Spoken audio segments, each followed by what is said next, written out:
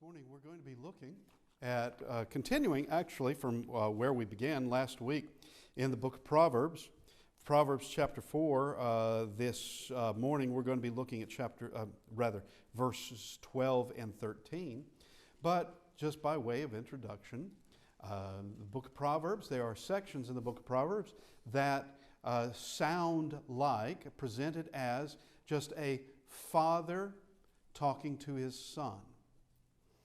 And this is one of those sections where it sounds like that. He begins in verse 10 saying, "Hear, my son, and receive my sayings, and the years of your life will be many." We spoke about that last week. And the meaning that is in there. In verse 11, "I have taught you in the way of wisdom. I have led you in the paths. I've led you in right paths." Verse 11, we spoke about that last week as well. And this is this father saying, I have done my job. I have led you. I have taught you. You can continue in this path. You can continue in the right paths. That you have what you need to know. And he's telling his son this because that son is going to grow up. That son is going to have his own life, must make his own decisions, and those decisions will have an impact on his life and eternity. Those decisions. And you have this father saying, I did it. I have taught you. I have led you. But I can't always be there through your life to continue to teach and to lead. You've got to be your own person. And that's what this son is being raised to be. And it's not necessarily a son that needs this only, but daughters as well. Daughters as well, that you are going to be your own person in time. You're not going to be under a parent anymore. You may be the parent, but you're going to be an adult and you are going to be held responsible for your decisions. To prepare you for life, which is no small matter. To prepare you for life, I taught you. To prepare you for everything that's coming, I have led you. To show you these things. This is what I have done. And is this out of love or is it out of cruelty? Is it out of a sense that you must do this because I say so? Or is this something else? Well, let's answer the first question first. This is out of love. A parent who does not love the spiritual of their child, the fact that their child has a soul. Their child has a body, their child also has a soul. And a parent is to love that child in his or her entirety. That is, of yes, wanting to take care of them physically, but also yes, wanting to take care of them spiritually, so that they will be the people that they were intended to be. That they can grow and mature to be the people that God would want them to be, that God created them to be. And parents have a responsibility, but so does the child. The child has a responsibility of taking what's right and going with that. So verse 11 again, I have taught you in the way of wisdom. I have led you in right paths. Now verse 12. When you walk, your steps will not be hindered, and when you run, you will not stumble. Here are these assurities. And here is also this idea that you're going to be your own person. You're going to be doing your own walking. You're going to be doing your own running. You're going to be doing this years after presumably I am gone, Father's saying. Father has no idea how long he's going to live, no idea how long the son is going to live, but this is in preparation for the son living a rather lengthy life. How else are you going to prepare except for a expectation? Just we've got to prepare you for everything, not for the short term, but for the very long term, for decades upon decades to help you. And there will be a time when that father talking to his son. That father will not be around anymore. You won't be able to go see him, visit him, ask him questions. He's gone. And that's that. Everything that he has taught you has been taught. He can't teach you anymore. Every place that he has led you there. And he can't lead you anymore. Now is a time of complete, just looking at this future of complete independence. This future when there's going to be the good days and there's going to be the rotten days. There's going to be days when it is sunshine and brilliant and everything seems to be going right. And there'll be days when it's just everything's kind of normal and nothing's wrong, just kind of normal. Just the everyday sort of, as might say, the dull drudgery, but continuing on. And there's days when it's going to be just bad. And personally, I'd rather have the dull than the bad. But you don't get to choose. You don't get to choose these things at all. It just arrives. So wherever you're walking, however you're walking, your steps will not stumble. Why? Because there is wisdom that will guide the steps. Regardless of where you happen to be, your steps will be guided to know what you are to be doing. In any given situation, to know what you are doing. But let's just give a benefit of a little bit of things that are new. Something new arrives. You don't know how to make a decision on that. Something you've never even thought of before arrives. You have wisdom at your fingertips. And it's not just the book of Proverbs, it's the entire Bible. You have it all at your fingertips, and you can return back to it. While that father talking to his son, that's, of course, this is being written down, but it's pictures like this father talking to his son. While the father may be gone, the words are still here. While that human father may have died and you can't see him anymore, the words are still here. Now, there is a reason why you can walk, run. Your walking will never be hindered. Your running, you'll never stumble. We've answered it. Yes, there's wisdom. And the wisdom that's here is because this child has been taught, this child has been led properly. Keep it, and the promise will prove itself to be valid. It will be honored. That promise will come to pass. We made mention last week that as an adult over a small child, the adult knows a lot of things a small child cannot know, just by sheer years of experience. Seeing things day by day, having experienced different things, knowing how things work and knowing how things cannot possibly work, having a better idea for what is good for the child than the child could ever know.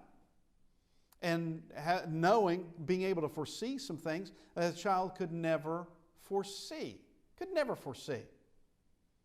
A 3-year-old probably has no indication whatsoever that later today they will get hungry and they must eat. May not have that kind of thought. And I remember as a young teenager having an idea of being pretty much impervious. Just having youth and youth and stupidity being given both of those in equal measure, having that I thought I was impervious, that I could pretty much do whatever I want, go wherever I want, no harm would become me. And I came to find out, not the hard way, that's good, not the hard way, but the easy way, that doesn't work. There are plenty of things that can hurt you, and there are plenty of people that can hurt you. There is no doubt about that. And, death finds all. Now, you will walk and your steps will not be hindered. You will run. When you run, you will not stumble. let's discuss some examples in that. Let's go to Genesis chapter 39. Genesis 39 is the beginning, well, not the beginning, but here writing concerning what occurs to Joseph in his life. And in his life clearly is seen the providence of God. And it's one of those individuals we bring out as an example of God working behind the scenes. While no one else could see it, including Joseph, no one else could see it, God knew what he was doing. Now, here's the point we want to make first, is that Joseph is from a righteous family. Jacob is a righteous man. He is a righteous man. Joseph has come from a family that has taught him correctly. How do I know that? I know that, one, is the words concerning Jacob, but also what Joseph does and what Joseph refuses to do. Now, Joseph has a hard beginning. Very difficult. Well, not his childhood, because he's raised with his father and family. All right. But there comes a time when, no fault of his own, Joseph is sold by his brothers into slavery. And they fake a death, and they present his coat, that coat of many colors. It's got blood on it, and note from the text, we won't read it, but note from the text, they never say, "This is Joseph's coat, we know he's dead." They let the father make that conclusion, which is a very clever deception. Is this your son's coat? He comes to the conclusion. They never said it. That's what they wanted, that conclusion, but they never said it. Regardless of all that, Joseph finds himself far away from home, and his home, as far as his father's concerned, and no doubt Benjamin and other of the brothers, had no idea what happened to Joseph. They think he's dead. They think he's dead. So they're not going to come looking for him. And definitely the brothers that sold him into slavery, they're not going to come looking for him. And he is now off in Egypt, far away from home. Now we have a saying, and it's a dumb saying, "When in Rome, do as the Romans do." Now, to a degree, that would be good advice. To a degree, that would be good advice of following certain standards, positive, good standards that the Romans might have, or in this case, the Egyptians might have. When in Egypt, do as the Egyptians do. Do as according to customs that are necessary, according to laws, obviously, that are necessary, according to those things, that is good. But what if the Romans, or in this case the Egyptians, what if they're not doing so good? What if they have some evil things about them, some wicked things about them? What about that? Now, Joseph had nobody looking over his shoulder. There was no parent looking over his shoulder. There was no uncle, no aunt. There was no one that had any interest in him of doing right and remaining right before God. There was nobody. Concerning the Egyptians, who's Jehovah? That's the God of the Hebrews, right? Do I have that right? That's the God of the Hebrews. They had Ra, and they had Set, and they had all the God of the river, and the God of the sky, and the God of night, and the God of this and that and the other, and all of that. And it's just this enormous conglomeration of myths. That's what they understood. That's what they worshiped. That's what they did. And we find where Joseph is sold to a rather important man, and it is Potiphar. Now, Potiphar is not a wicked man. That should be stated as far as what the text gives us. Potiphar is not a wicked man, as far as we know. But he sees Joseph as being faithful. And he sees Joseph as being, it would be to his advantage to make Joseph over his household, because things are going well under Joseph and he could trust him. He could trust him. And Joseph was trustworthy. There was no corruption with him. He was doing things for what was right and for the benefit of that household of Potiphar. Potiphar recognized it, and Joseph did it. Now enter a wicked woman, and it is Potiphar's wife, who tries to seduce this young man, Joseph. And Joseph refuses to. And he refuses to because it's going to be a sin not only against his master, Potiphar, but it's also a sin against God. He's not going to do it. And he does whatever it takes to escape that situation. Now, this wicked woman, she turns from wanting to seduce him to any kind of punishment she can find. She tells her husband, she lies about it. Her husband has a little bit of clout among the Egyptians. Joseph is put into prison, but not just any prison. He's put into a prison that is specifically for Pharaoh's prisoners, where Pharaoh puts not just your average judge out here, and Pharaoh was not the one that judged everybody, all right? They did have judges and they did have courts. But this is special, not just, Judge Joe Schmo out here who throws him into prison. This is Pharaoh's prison. He's the one that throws him into that prison. So Potiphar had some pull. Potiphar evidently pleased his master, who is Pharaoh. And Joseph finds himself from going from bad to worse.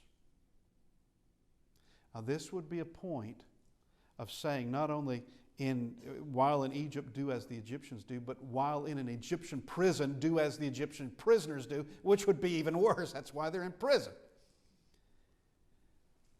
But he doesn't. He serves righteously, just like he had done for Potiphar, just like he had done for his own father back at home. Once again, he has nobody watching over him. And it could truly be said that while he would have gained benefits in Potiphar's house for the position that he held in Potiphar's house, he would have gained benefits from doing that. What benefit is he going to get from a prison? He's still a prisoner. What benefit is he going to get there? It doesn't get him out any earlier. It doesn't give him, as far as the text is concerned, no better cell. Nothing improves for him, except that the guards consider him trustworthy enough to allow him to do some things. But we have in all of this Joseph being sold into slavery, sold to Potiphar, framed by Potiphar's wife, thrown into prison. And we come back to these words, when you walk, your steps will not be hindered, and when you run, you will not stumble. Because what is about to occur is going to change Joseph's life beyond typical measure. He's going from prisoner to second in authority over Egypt. Going from a slave framed by a woman, he's going from a slave in a prison to now being second in command over Egypt. Over Egypt. directly under Pharaoh himself. What brought this about? Well, the providence of God, but here's another thing, and that we want to focus on. If Joseph could not be trusted with Potiphar, how is he going to be trusted later when it comes to the things he's going to have to do in the Egyptian government? If Joseph cannot be trusted with prisoners, and both of these places are not your best circumstances. They are terrible circumstances, one worse than the other, obviously, but they are not ideal. If he's not trustworthy in either of these places, it's like, okay, Joseph, we're going to test you at this point. Now we're going to test you at this point. Okay, you passed the test. Now you can go on. And he did. He did pass those tests. But here is the point we want to make. Verse 11, I have taught you in the way of wisdom. I have led you in right paths. When you walk, your steps will not be hindered. And when you run, you will not stumble. Whatever the given situation is, whether he's at home, where everything is good, except he's got some jealous brothers, or whether he is on his way with Ephraimites, heading off to Egypt, having been sold to them,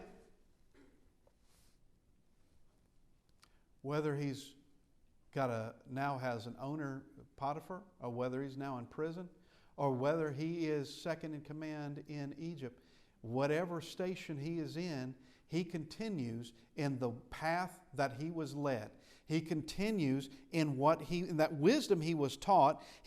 Whether he's walking, whether he's running, whatever situation, he does not stumble. He doesn't. He continues on. And we have talked on several occasions of how, if Joseph was a different person, Joseph could have thought year after year, night after night, day after day, fantasizing about killing those brothers. He could have done it. He could have put himself to sleep each night thinking, and then this is what I'm going to do. He could have done it.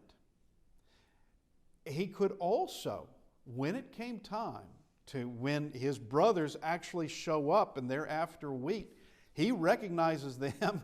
They don't recognize him. He recognizes them. He could have, at that time, it is vengeance. They've been brought into my hand. There's nobody that can deliver them out of my hand. There's nobody. And I like Benjamin. And he could say there's some others that showed me some kindness, but those that sold me, yeah. Those that put me in that pit, yeah. But he wasn't. He wasn't that type of person. He continues to walk in those steps, to run exactly as he was taught to run, where he is not hindered and he does not stumble. Let's go to the book of Daniel. We have something very similar in the book of Daniel. Very, very similar. And it is, in the book of Daniel, we have Daniel living there in Judah. Daniel's a young man. Judah and Jerusalem are taken by the Babylonians. And the Babylonians, under Nebuchadnezzar, it is decided that the Babylonians, they're going to take every resource of the conquered lands. All right? To gain power, gain wealth, gain whatever they can. So, they're going to, the Babylonians, they're going to dismantle that Solomon's temple, take all that away because it's valuable.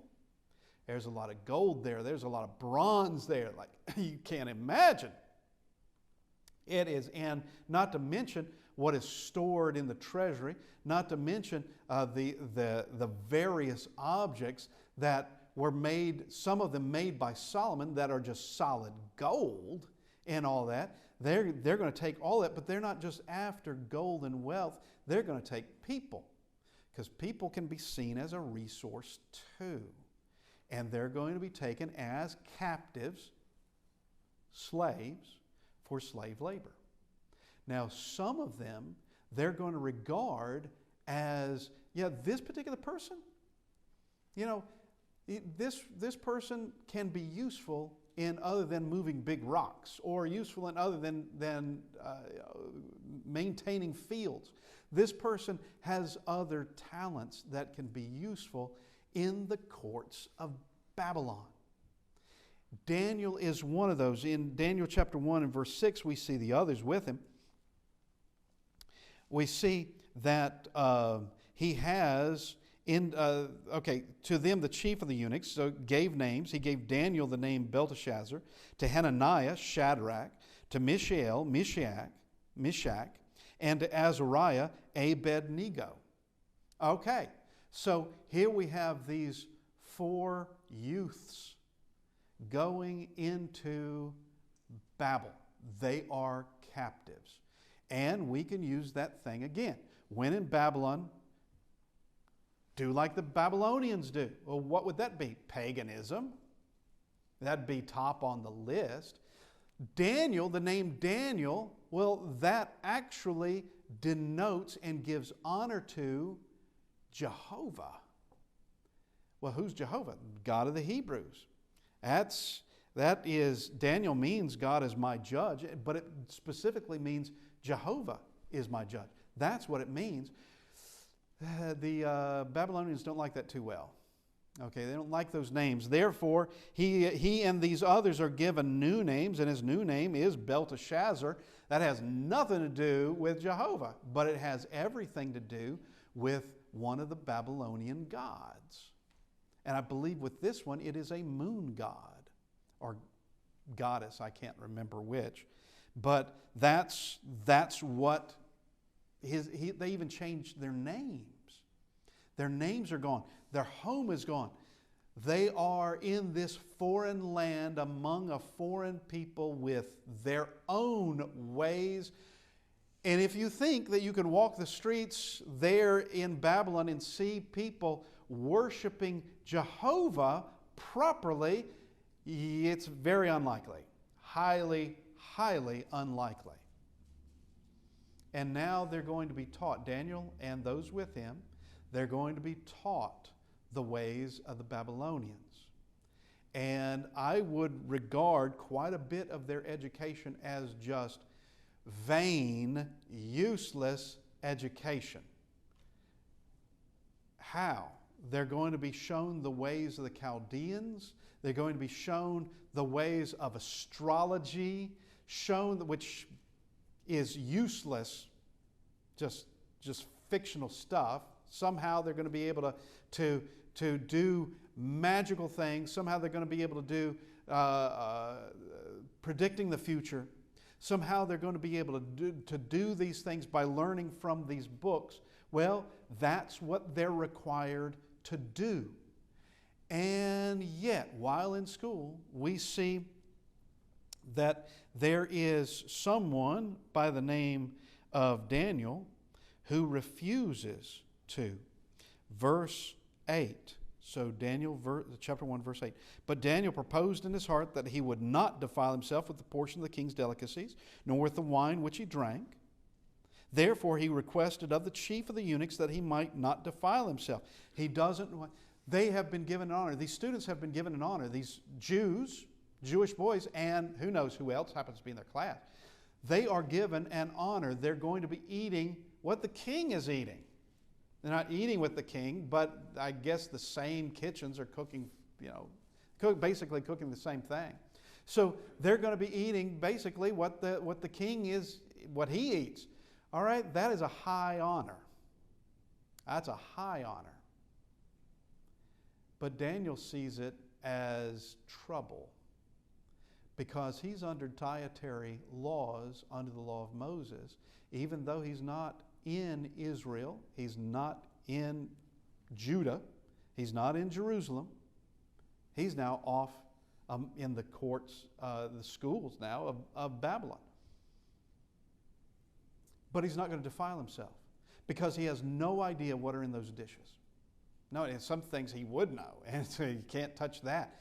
He would have no idea what's in those dishes. I knew a fella years ago that he had learned something, and you can call it cruel, you can call it whatever you want, but he'd go deer hunting, and he would take like a roast hunk of deer meat, roast hunk of venison to a fellowship meal, only to have complaints of, that's venison? I don't want any venison. I don't want any deer. And then he decided, okay, I'm going to grind it, and I'm going to make it into a casserole. And everybody ate it. Okay. There wasn't anything wrong with it per se. Nobody asked any questions, but they ate it nonetheless. Those that had complained about deer, eating deer, now they were. And it was his own little practical joke. Call it whatever you want. It was his own little practical joke. But the fact of the matter is that there can be foods that you have no idea what that is. If it's vegetables, then Daniel would have no problem. But if there's any meat, he's got to know what it is. And the chief of the eunuch would have to say, I don't know what it is. I don't know what they put in this. They don't come with a list of ingredients.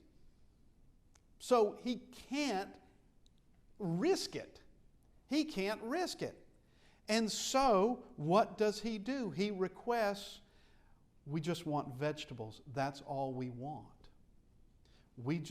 I request just vegetables, which would come off as a strange request. You are kidding me.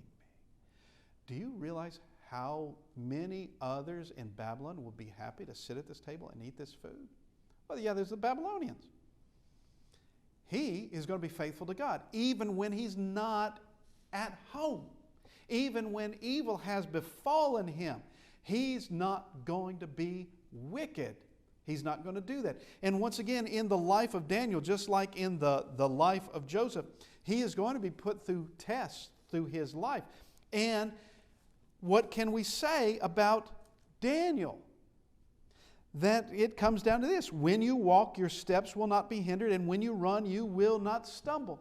Now, some people, we can look at some people that Abraham did not have a life like Joseph or like Daniel. And we can also see someone like Isaiah. Isaiah didn't have a life like Joseph or Daniel.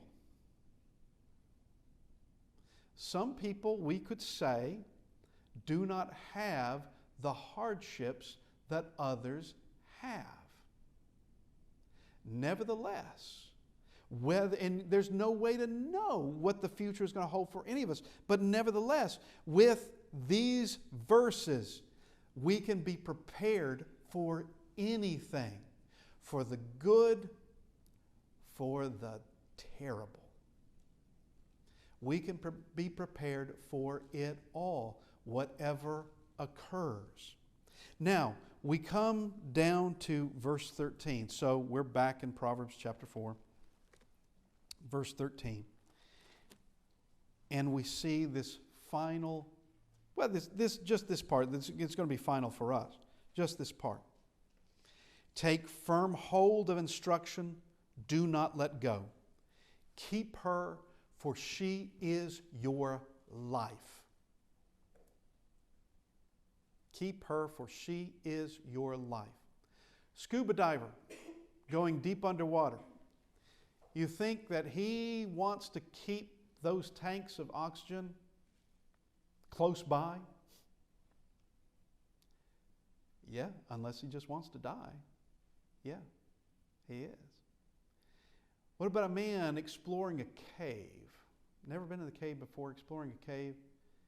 You think he's concerned about that light that he's carrying and the battery pack that he's carrying?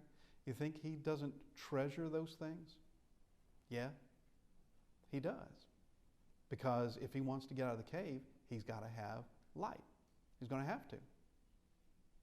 going through this life,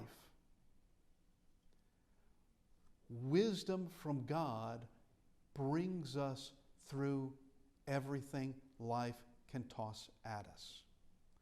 Everything. And there will be tests and trials and hardships. Everyone will face them.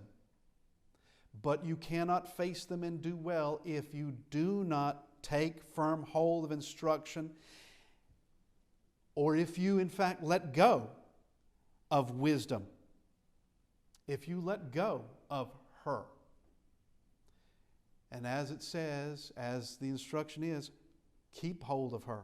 Keep firm hold. For she is your life. Someone who has the words of God is someone that has everything necessary to get through this life. Follow them, and there will be traps set by Satan you'll never get in. You know, it'd be a useless thing if someone putting out bear traps, or someone putting out some other, they're trapping some kind of animal, whatever it is, and all those animals can see, oh, well, that's a bear trap. I'm going to go around that. Now, if someone put food in the middle of it, well, I'm going to go around that. Well, that's what we can do concerning the traps that Satan provides. Satan sets traps down, and he baits them as best as he can. He baits them with, whether it's that of pleasures, or whether it's that to bait it with fear and intimidation, whatever it is, he will use it. But when we have what has been given to us and we keep it, notice he says take firm hold of instruction, meaning that yes, you, my son, can be taught these things and yet not hold on to them. That's what it means. And that if we have these words given to us and we keep those words, we have everything we need. You know, you will never face the consequences of the sins you didn't do. That doesn't happen. Consequences do not come around for the things that you didn't do. Somebody else may have done it, but you didn't do it. Nor will God hold you guilty for the things you didn't do. Sins you didn't do.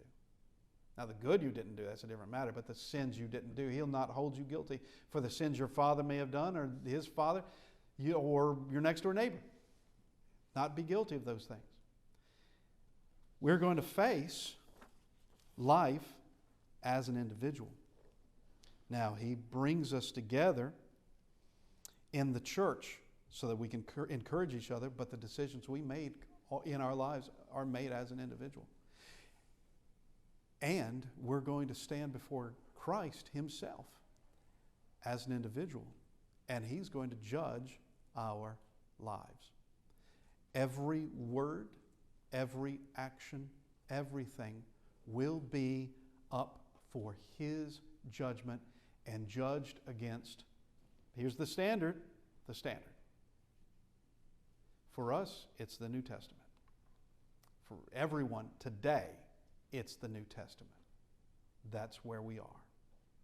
We need to look at our lives and take an honest look. And take a look as to what we need to do to improve. Our soul is real. Eternity is real. Hell is real. So's heaven. We get to decide the direction of our life. We get to decide the direction of our eternity. And we do that by our response to the words of God and that call that goes out. As we read earlier in our class, many are called, but few are chosen. The call goes out, but only so many will actually answer that call. Only so many will. You want to be one of those. You want to be one who takes that call. This morning, if you need to respond to the invitation, if we can help you in any way, we ask that you come as we stand and sing.